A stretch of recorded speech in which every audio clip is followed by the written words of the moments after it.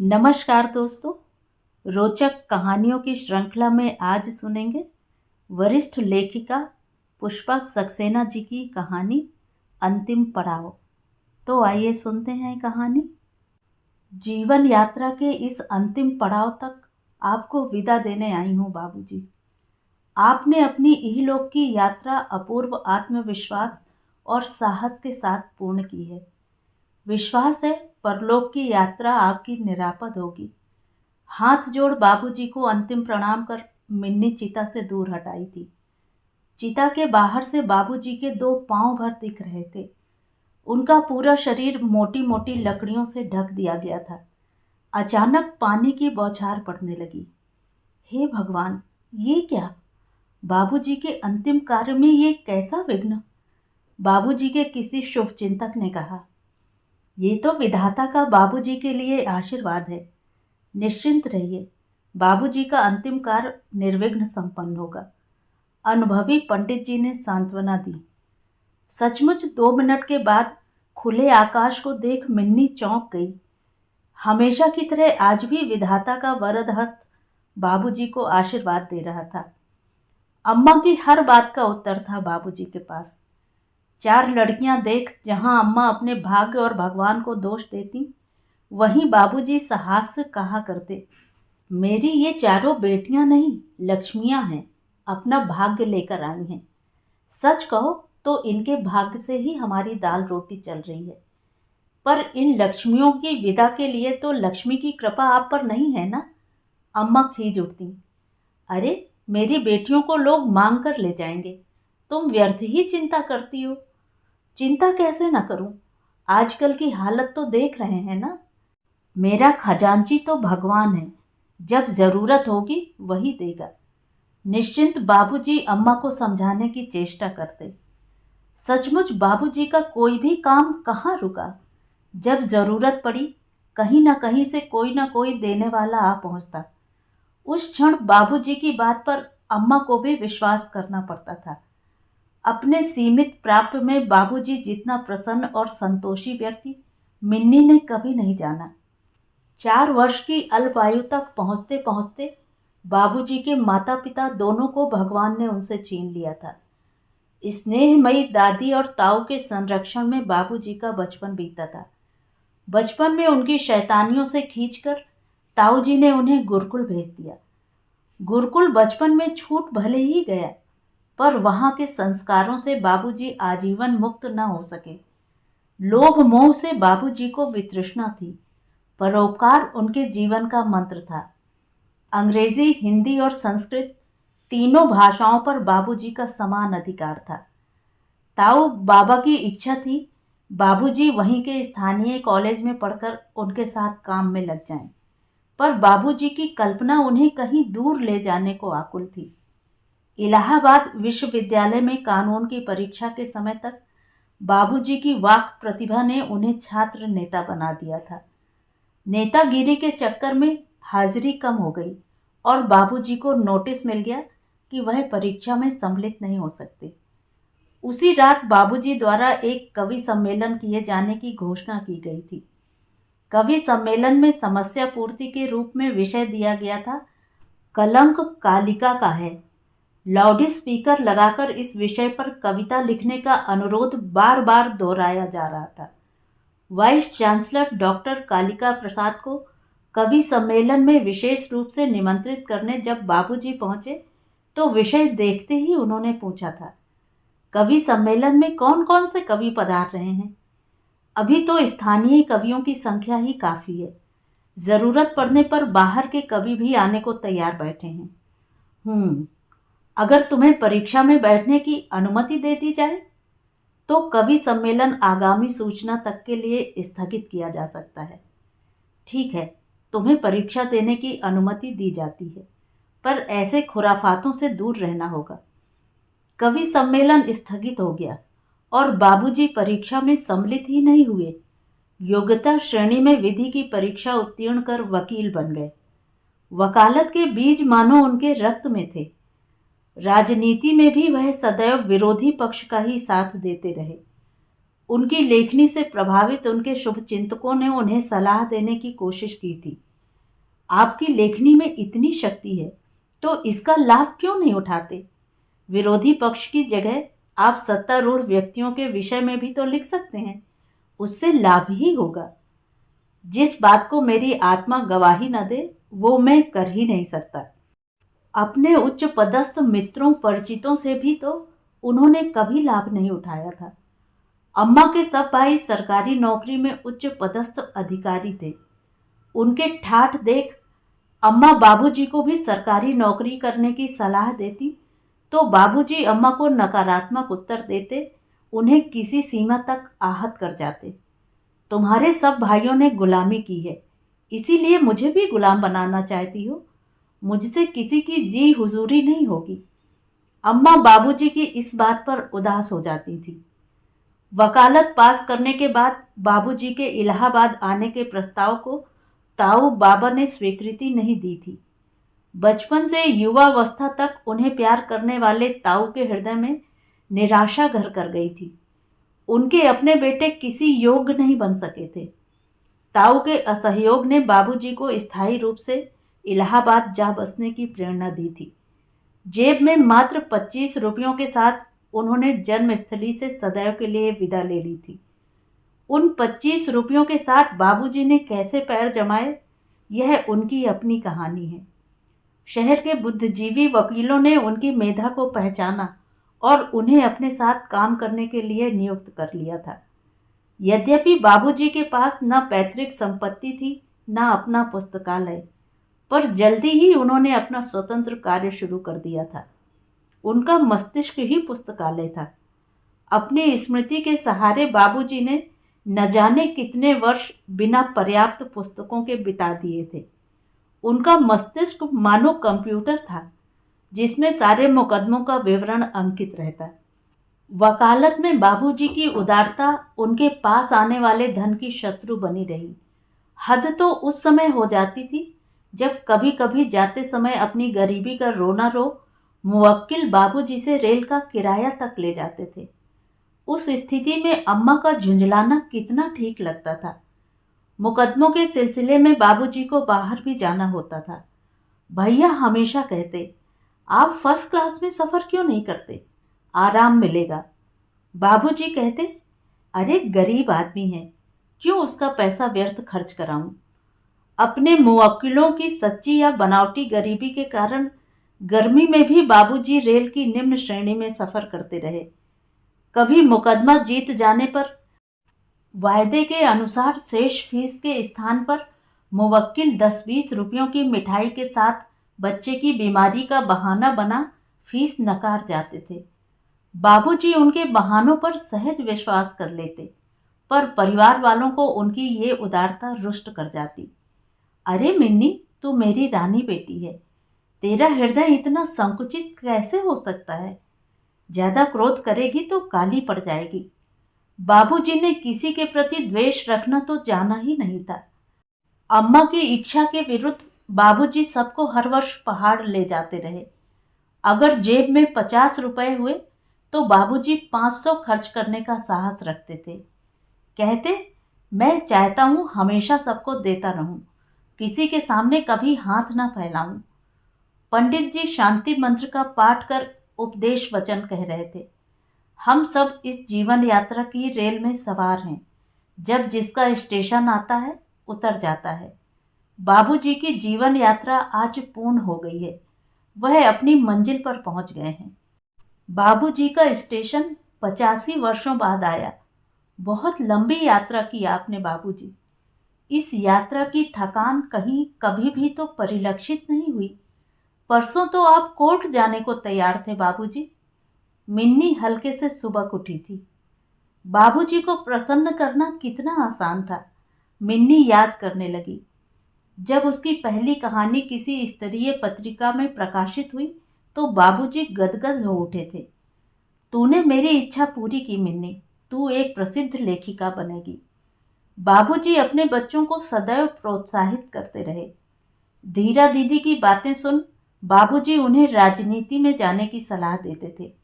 धीरा, तुझे तो राजनीति में जाना चाहिए, विपक्ष को मुंहतोड़ जवाब तू ही दे सकती है। तेरी बुद्धि और हाजिर जवाबी राजनीतिज्ञों का गुण है। घर में परिवार के सदस्य की तरह रहने वाले मुंशी ने अम्मा के सारे जेवर, रुपए और साड़ियों की जब चोरी कर ली तो दुख में अम्मा महीनों बीमार रहीं। पर बाबूजी इस बड़ी चोरी से सर्वथा अप्रभावित रहे। हंसकर अम्मा को समझाते रहे, अरे तुम्हारे पास इतने जेवर रुपया था, हमें पता भी नहीं था। भाई ये सब कुछ तो उस चोर के भाग का था, हमारे भाग्य का होता तो हमारे पास रहता। चोरी के बाद मिन्नी भी खूब रोई थी। अम्मा का तितलियों वाला हार कितना अच्छा था। घर में चोरी के बाद अपने सूटकेस में 5 रुपए का नोट देख बाबूजी खिल उठे थे। भाई चोर बड़ा हमदर्द था। आज की सब्जी भाजी की खरीद के लिए 5 रुपए छोड़ गया है। बाद में कहीं उस मुंशी को देख बाबूजी ने उससे कोई शिकायत तक नहीं की थी। बड़ी होती लड़कियों और उस पर वो चोरी, अम्मा तो टूट गई थी, पर बाबूजी पर उसका रंच मात्र भी प्रभाव नहीं दिखा। अम्मा को सांत्वना ही देते रहे, भगवान पर विश्वास रखो, वही हमारी मदद करेगा। अम्मा सच्चे अर्थों में बाबूजी की अर्धांगिनी थी।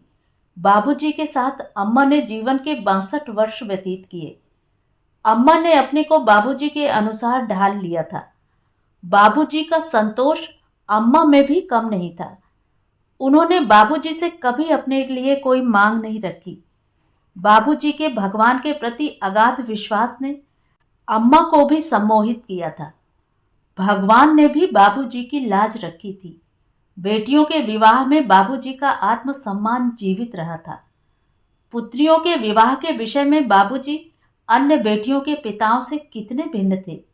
जहां किसी लड़के वाले ने पूछा, शादी में दान दहेज कैसा देंगे, तुरंत बाबूजी का निर्भीक उत्तर रहता है, देखिए साहब, मुझे भिखारियों में तो अपनी लड़की देनी नहीं है। आपके यहाँ मेरी बेटी सुखी नहीं रह सकती, इसलिए आगे बात बढ़ाना व्यर्थ है। अम्मा और मामा डर जाते, ऐसी बातें करके भला कहीं बेटियों के हाथ पीले होते हैं। पर बाबूजी पर किसी के कहने का असर ही कब पड़ता था। मेरी बेटियां प्यार में पली हैं, इनके विवाह ऐसी जगह करूंगा जहां इन्हें प्यार मिले। हम लोग बिना रोक टोक उनके घर आ जा सकें। मुझसे अपनी बेटियों को बिछोह नहीं सहा जाएगा। सचमुच भगवान ने बाबूजी की बात रख ली। बेटियों के विवाह अच्छे परिवारों में ही हुए। अपने विवाह के समय की बात मिन्नी को आज भी खूब अच्छी तरह याद है। पंडित जी ने कहा था, बाबूजी अब कन्यादान कीजिए। बाबूजी रुष्ट हो उठे थे। मेरी कन्या कोई गाय बैल नहीं कि उसका दान करूं। मैं उसे उसके जीवन साथी को सौंप रहा हूं, ताकि दोनों एक दूसरे के सुख दुख के सहभागी बन सकें। बाबूजी की इस बात पर पंडित जी स्तब्ध रह गए थे। मिन्नी के ससुर मुस्कुरा उठे, ठीक ही तो कह रहे हैं बाबूजी। अरे हमारे भाग्य जो ऐसी लक्ष्मी कन्या हमारे घर आ रही है। ये दान की पात्री नहीं, आदर पात्री है। पंडित जी आगे के मंत्र पढ़िए। मिन्नी के पति कभी कभी उसकी हंसी भी उड़ाते, तुम मेरी विवाहिता कम, आदर पात्री अधिक हो। मिन्नी ने पीएचडी की डिग्री पाई तो बाबूजी की प्रसन्नता का ठिकाना न रहा। मेरी हार्दिक इच्छा थी मेरे सब बच्चे डॉक्टरेट की डिग्री पाएं। तुमने मेरे विश्वास को सही सिद्ध किया है मिन्नी। उसके बाद मिन्नी यूएसए चली गई थी। बाबूजी के भगवान ने उनकी विदेश यात्रा की इच्छा पूर्ण नहीं की थी।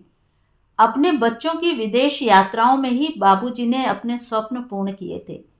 धीरा दीदी के पेंटिंग के शौक को देख बाबूजी ने कहा था, धीरा को पेंटिंग सीखने इटली भेजूंगा। पास बैठे मामा जी हंस पड़े थे। जीजा जी, ये शेख चिल्लियों वाली बातें कर आप बच्चों को कब तक बहलाते रहेंगे? मामा जी के स्वर में व्यंग छलक आया था। पूर्ण आत्मविश्वास के साथ बाबूजी ने कहा था, देख लेना, मेरी धीरा इटली जरूर जाएगी, ये मेरी बात है। धीरा दीदी जब सचमुच इटली गई तो बाबूजी कितने उत्साहित थे। नंदा नाज होता तो देखता, जो मैंने कहा पूरा हुआ। उसके बाद भैया और मिन्नी सभी तो विदेश यात्रा कर आए। नहीं जा पाए तो बाबूजी। प्रतिवर्ष वह उत्साह से कहते, जरा स्वास्थ्य साथ दे तो अगले वर्ष अमेरिका घुमाऊं।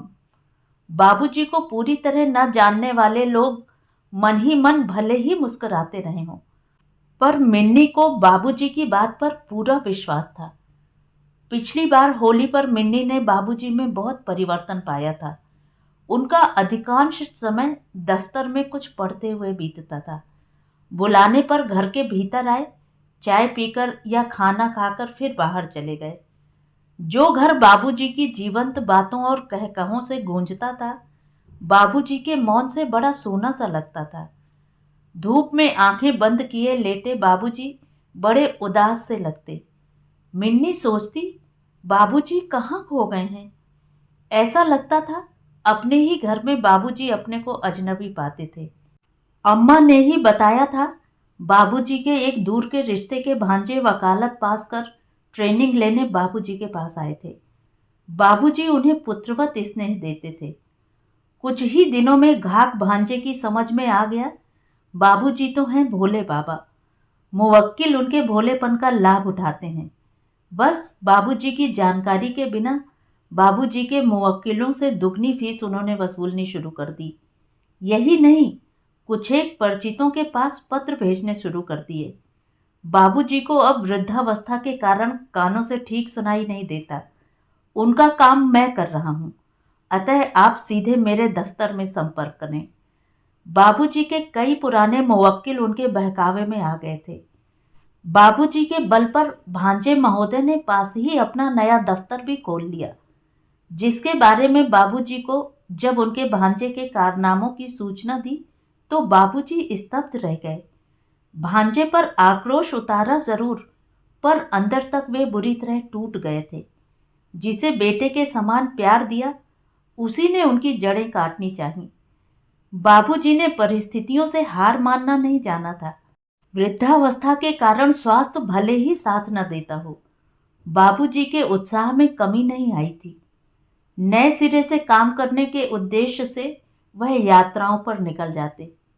अम्मा और भैया समझाते, अब यह उम्र अकेले सफर करने की नहीं रही, पर बाबूजी ने कब किसकी सुनी। बिस्तर बांधा और आज अलीगढ़ तो कल बरेली बदायूं के लिए निकल पड़ते। पिछली बार मिन्नी से कहा था, इस बार अमेरिका से एक स्लीपिंग बैग लेती आना मिन्नी, अब बिस्तर बांधने में कठिनाई होती है। मिन्नी के नयन भर आए। कहाँ ला पाई थी वह स्लीपिंग बैग। आज उनकी अंतिम यात्रा तो बस बांस की शैया पर रस्सियों से बांधकर पूर्ण की गई है। पिछली बार की गंभीर बीमारी के बाद बाबूजी ने अपने को सबसे काट लिया था। जीवन में सदैव दबंग रहने वाले बाबूजी मौन कुछ सोचते रहते थे। हर जगह हर परिस्थिति में निर्भर रहने वाले बाबूजी बीमारी में डॉक्टरी दवा का विरोध कर कहते थे, तुम लोग मुझे जहर दे रहे हो, मुझे ये दवाइयाँ सूट नहीं करती, इन्हें खाकर मैं मर जाऊंगा। अमित ने हंसकर कहा था, बाबूजी मरना तो सबको एक दिन है ही, तो मृत्यु से भय क्यों। मिन्नी का विश्वास है बाबूजी के मन में मृत्यु के प्रति शायद भय तो कतई नहीं था। हाँ, काम करते रहने के लिए उन्हें जीने की चाह जरूर थी। 80 वर्ष पूर्ण करने के बाद बाबूजी हंसकर कहते, जानती है मिन्नी, मेरे साथी वकील कहते हैं मेरी उम्र 60 वर्ष से अधिक नहीं लगती। सच ही तो कहते हैं, हमने तो जब से आपको देखा है आप वैसे ही लगते हैं। मिन्नी की बात पर बाबूजी प्रसन्न हो जाते, पर मिन्नी भी झूठ तो नहीं कहती थी। जीवन के अंतिम क्षण तक कार्य करते रहने की अदम्य चाह ही उन्हें 85 वर्षों तक जीवित रख सकी। अन्यथा संसार के छल कपट देख उनकी आत्मा पहले ही मुक्ति ले लेती। पिछली बार गंभीर बीमारी के बाद स्वस्थ होने पर उनके आत्मीयों ने बाबूजी के दोष गिनाने शुरू कर दिए थे। जीवन पर्यंत बाबूजी ने जिन सिद्धांतों के सहारे अपनी जीवन यात्रा पूर्ण की थी, उनके उन्हीं सिद्धांतों पर निकट संबंधी कुठाराघात कर रहे थे। मुवक्किलों से पूरी फीस न वसूल पाना उनकी सबसे बड़ी कमी बताई गई थी। जूनियर वकील भैया से शिकायत करते, बाबूजी की सिधाई से मुवक्किल फायदा उठाते हैं। अगर हम फीस वसूल लें तो बाबूजी हम पर नाराज होते हैं। बाबूजी कुछ न कहें तो हम दुगनी फीस दिला सकते हैं। भैया बाबूजी को समझाना चाहते, अगर आप पूरी फीस नहीं ले सकते तो ना लें, पर दूसरों को क्यों रोकते हैं। बाबूजी का कहना था, ये बेईमानी है, वो लोग गरीबों को लूटना चाहते हैं। मेरे अपने सिद्धांत हैं, मुझे इसी में शांति है। मैंने किसी का दिल नहीं दुखाया है। भैया का समझाना गलत नहीं था। एक आध जूनियर इसी कारण बाबूजी के पास से चले गए थे, पर बाबूजी को समझा पाना कठिन था। बाबूजी ने अपने ढंग से जीवन जिया था। पैसे को उन्होंने कभी विशेष महत्व नहीं दिया था, पर उसी पैसे के कारण बाबूजी को निरीह भाव से सबके आक्षेप स्वीकार करने पड़ते थे। पैसा तो आपने काफी कमाया, पर उसे फिजूल खर्ची में बहा दिया। कम से कम भाभी जी के लिए एक घर तो बनवा लिया होता। गंभीर बीमारी ने बाबूजी के सोच की दिशा शायद प्रभावित की थी। भैया के शौक की फिजूल खर्चियों के लिए जो बाबूजी खुशी खुशी अपनी जेब खाली कर दिया करते थे, अपने अंतिम दिनों में अम्मा को रुपए देते भी हिचक जाते थे। घर से चलते समय मिन्नी को याद है, बाबूजी अपनी पॉकेट में जो भी होता थमा देते थे। मना करने पर हमेशा कहते, ये तो तुम्हारे भाग्य का था, अगर और ज्यादा होता तो तुम्हें मिलता। बाबूजी कोशिश करने लगे रुपए अपने पास संभाल कर रख सकें। आजीवन रुपए न संभालने की आदत घर में काम करने वालों के लिए वरदान सिद्ध हुई। बाबूजी अक्सर परेशान दिखते। उनके कोट की जेब या संदूक में कल के रखे रुपए गायब मिलते। अम्मा और भैया झींकते, ये बाबूजी को अपने पास रुपए रखने का नया शौक चढ़ाया है। जिंदगी भर सब खुला छोड़ा, भला अब तालेबंदी कर पाएंगे। बाबूजी का अंत समय निकट था, कोई नहीं जान पाया। इस बार मृत्यु ने बाबूजी को भी धोखा दे दिया, वरना बाबूजी अपनी दृढ़ इच्छा शक्ति से उसे वापस कर देते। 2 दिन पहले नया मुकदमा दाखिल कर अम्मा से उत्साहित हो कह रहे थे, पिछली बार की बीमारी ने सबको डरा दिया था ना। मिन्नी को अमेरिका से आना पड़ा, बेचारी मायूस गई। मैंने मृत्यु को टरका दिया था ना। अपनी बात पर बाबूजी हंस पड़े थे। अम्मा रुष्ट हो गई थी। छी, ऐसा भी भला मजाक किया जाता है। न जाने कब जाएगा आपका ये बचपना। सोचता हूँ इस बार हम दोनों अमेरिका घूम ही आए। मिन्नी के पास चेकअप भी करा लूँगा। अच्छा, इसीलिए रुपए जोड़ रहे हैं। अम्मा मुस्कुरा उठती। ना, उसके लिए रुपए जोड़ने की क्या ज़रूरत है। जिस दिन जाना तय कर लूँगा, मेरा ऊपर वाला खजांची पैसे भेज देगा। बाबूजी की अमेरिका जाने की साथ पूरी नहीं हुई मिन्नी। अम्मा आंसू पोंछ रही थी। बस 2 दिन मामूली बुखार ही तो आया था। बहू ज्योति के हाथ से दवा ले हल्की सी मुस्कान के साथ सबको उदार हृदय से क्षमा कर बाबूजी ने नयन मूंद लिए थे। काश मिन्नी 1 सप्ताह पहले आ जाती और बाबूजी से कह पाती, बाबूजी, आपने जो जीवन जिया और हमें दिया, वो तो सिर्फ भाग्यशालियों को ही मिलता है। आपने अपने जीवन का एक एक पल पूरी तरह जिया था बाबूजी। आप जीवन रूपी रंगमंच के सफलतम अभिनेता थे बाबूजी। बाबूजी चले गए। सन्नाटे के स्थान पर सब कुछ सुवासित भीगा भीगा सा लग रहा है। शायद वीतरागी कर्मयोगियों की मृत्यु ऐसी ही होती है। पास खड़ा व्यक्ति सुबह उठा। अब गरीबों को न्याय कौन दिलवाएगा बाबूजी। ऊपर उठते धुएं को निहारती मिन्नी के नयन भर आए थे। तो ये थी कहानी। कहानी आपको कैसी लगी कमेंट करके ज़रूर बताएं। और अगर मेरे द्वारा सुनाई हुई कहानियाँ आपको अच्छी लगती हैं और आप मेरे चैनल पर पहली बार आए हैं तो चैनल को सब्सक्राइब ज़रूर करें, लाइक करें और अपने दोस्तों और परिचितों में शेयर भी करें। बेल आइकन दबाना बिल्कुल भी ना भूलें। धन्यवाद।